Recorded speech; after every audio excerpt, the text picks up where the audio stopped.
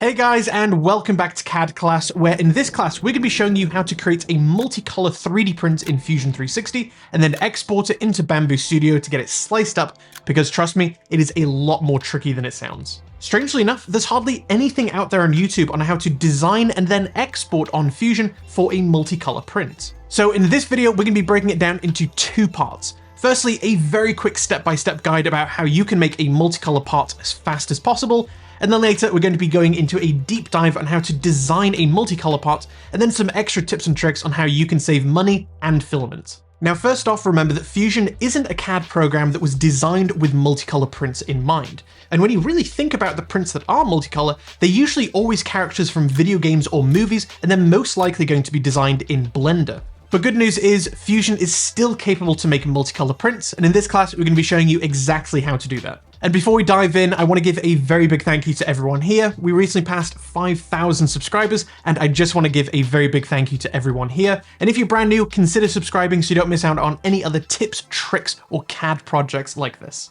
Alright, let's get started by first showcasing why this process can be so confusing from the get-go. Right now on my screen, I've got a very simple file of the CADclass logo. And as we can see in the browser, this project is made up of 5 bodies. And because we want this to be a multicolor print, your first thought may be to export all of these bodies individually. And the way that you would do this is by right-clicking any of the bodies, clicking on Save as Mesh. We can just keep the preparation type as Export and click OK. But unfortunately, you have to do this for every single body. Now let's say you go through that process of exporting every single file individually. You then go into Bambu Studio, select all of these files, and then open them. And as soon as you do this, you've got this little pop-up box that says, do you want to load these as a single object with multiple parts? Well, if you click no, then it's just going to be ignoring the position of all of those objects, and it placed them in exactly the same location. So even though it looks like one big block, you actually have each individual part that's placed in exactly the same location, which obviously ruins the project. Now let's say this time you choose the other object. You're still going to be importing all of your parts, but this time you click yes. Well, now it's going to be importing all of these parts and put them in the correct location.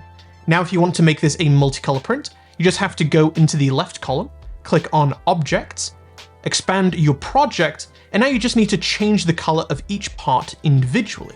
Now this way obviously works, but it is a bit annoying having to export each part individually.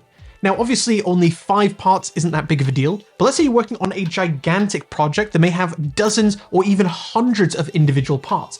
That gets incredibly annoying. The other incorrect way that I see people try and make a multicolor part all the time is by going into their Fusion file, going to File, Export, and then setting their file type as an STL, just like any other Fusion type.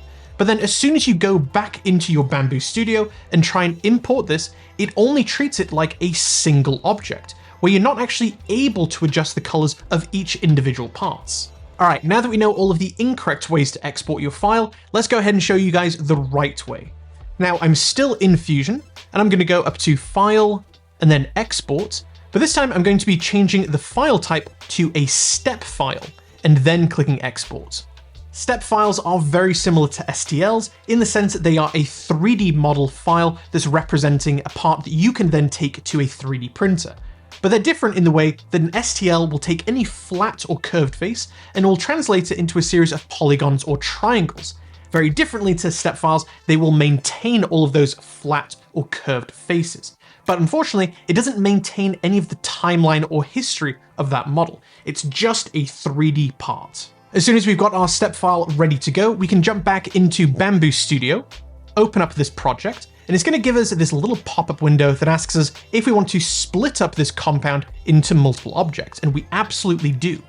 As soon as we click OK, it's going to be loading our project, and then we can go into our Objects tab, expand the project, and you can see all of the individual pieces that we can then change their colors. Just a little tip, if you do want to change any of the colors of these parts, make sure you don't double click too quickly, because you'll just end up selecting and then deselecting. You do have to click quite slowly to then give you the option to change the colors. Now that we know the quick and dirty way of how you can export your file, now we can dig a little bit deeper in some really good CAD practices on how you can design for a multicolor print. First off, anytime you're extruding a part that you want to be a separate body, make sure your operation is set to the correct setting. Right here, I've got my very last extrusion in my timeline, where I'm extruding this outer ring, the gear, and then the letter C for CADclass. Now, if you take a look into our operation on the dialog box, you can see it is set to new body. This will make all three of these objects completely separate parts. But by default, this is going to be set to join. And obviously, when you click OK, this is going to merge together into a single part. So just double check every single time you're doing a new extrusion that you do want to be a separate part. It's always set to new body. We also highly recommend changing the color of all of the bodies in your Fusion file to match the real world filament of what that part actually will look like. For example, I'm going to type A for appearance, and I'm going to click and drag our black appearance onto this outer ring and the gear section of our logo, since that's what colors it will be in the real world. You can also rename each individual body so it contains the color of filament that it wants to be within the file name.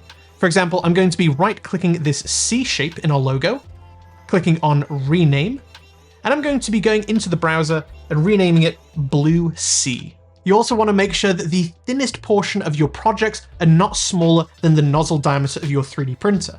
Most 3D printers are going to be set with a standard 0.4mm nozzle, and if I'm making something that comes up to a really tight point, any sections that are smaller than 0.4mm simply won't be made. So you very well may need to scale up your project so all of those finer details can actually be made.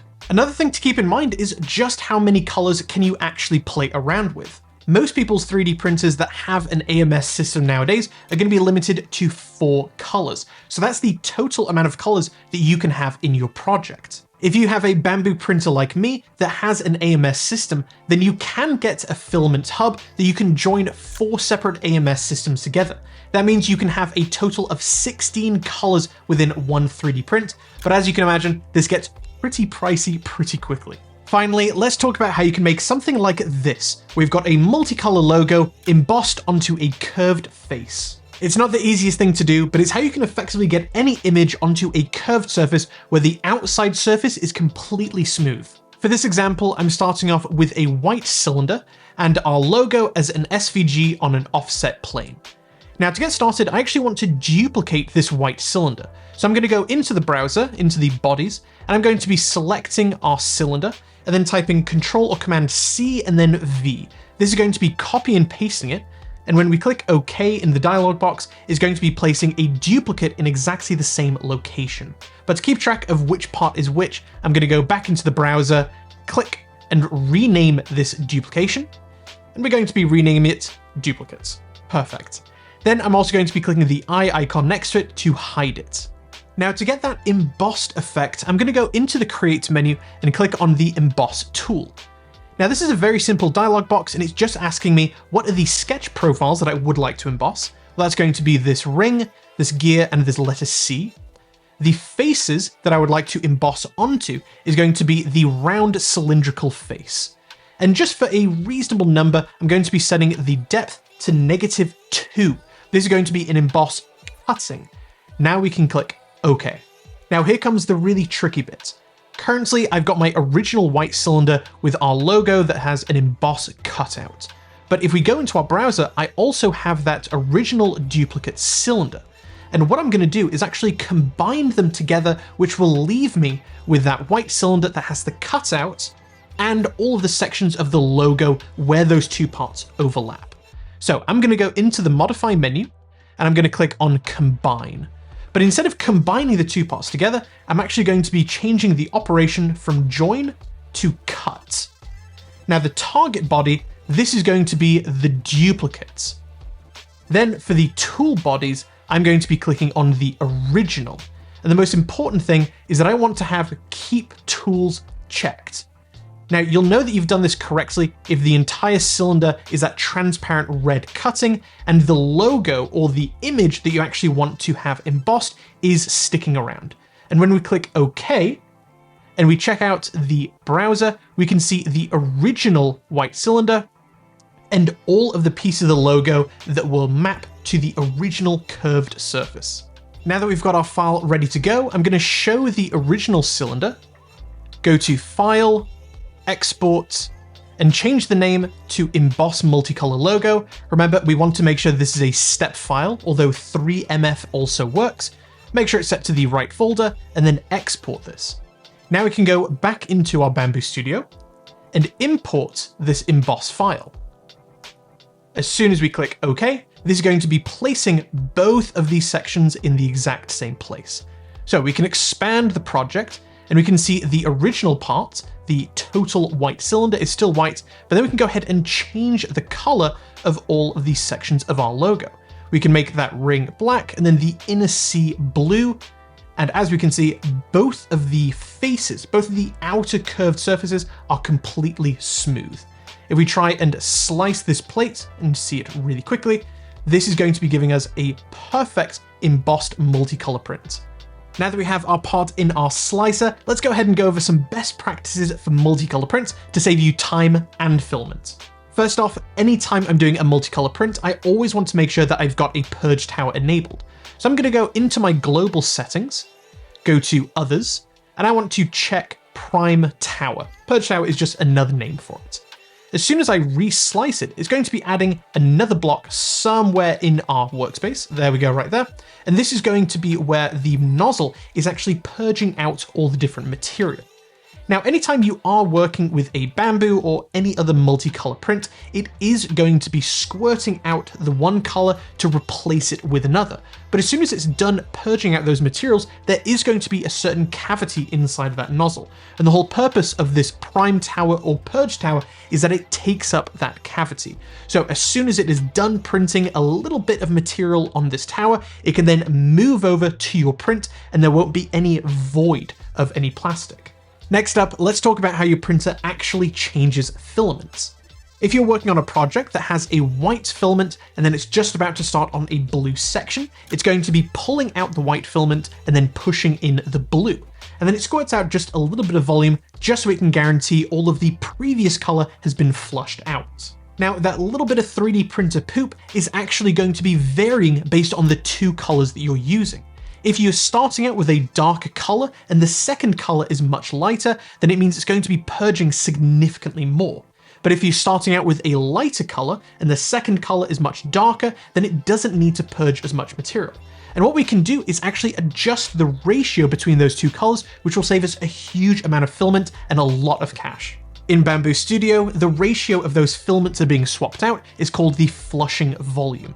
And we can go over to the project volume section and click on flushing volumes, and it will show this little spreadsheet of all of the different colors from lightest to darkest and all of the cubic millimeters that it needs to flush out to purge between two colors. And as a default, this multiplier is going to be set to 1. But what you can do is actually lower this as far as you want, and it will adjust how much bleeding that you have. And what I found is that if I lower it all the way down to 0.5, and then recalculate that number and click OK, it saves me a huge amount of material and it really doesn't look any different. Another really good way to limit the amount of material that's being purged or wasted for your project is actually adjusting the layer height of your project. Most times it's going to be set to something like 0.2 millimeters, but if you change it over to something like 0.28, then you have physically decreased the amount of layers and therefore decrease the amount of layer changes that need to take place. And you'll see a significant drop in wasted material that isn't being put into your project. You can also allocate where that purge material is going, so instead of just being wasted, it actually has a use. If we go over to the Others tab, we can see that one of the flushing options that we can do is to flush all of the material into the support material or into the infill. So all of that wasted poop is actually going to be used. Finally, and most important, the amount of material that you're purging and wasting on a single part can seem really substantial. But if you copy that part, it still has the exact same amount of purged material. So if you're planning on batch printing lots and lots of parts, make sure you print them all at exactly the same time because the amount of wasted material per part dramatically decreases. Thanks so much for watching, guys, and if you learned something new, go ahead and give this video a like so other makers can find this information as well. And go ahead and subscribe so you don't miss out on any other CAD or 3D printing projects in the future. If you want to take your Fusion skills to the next level, then you can go ahead and find our book Mastering Autodesk Fusion over on Amazon if you want a physical copy, or if you prefer an ebook, then you can find a completely free or donation-based version over at CADclass.org. If you prefer learning about software with a video course, then you can find our Mastering free Autodesk Fusion video course that follows along with our book over at CADclass.org, and you can find a 25% discount in the description below. Drop a comment down below to let us know what projects you want us to make next, and let us know what projects you guys are working on right now. Thanks for watching, guys, and we will see you next time.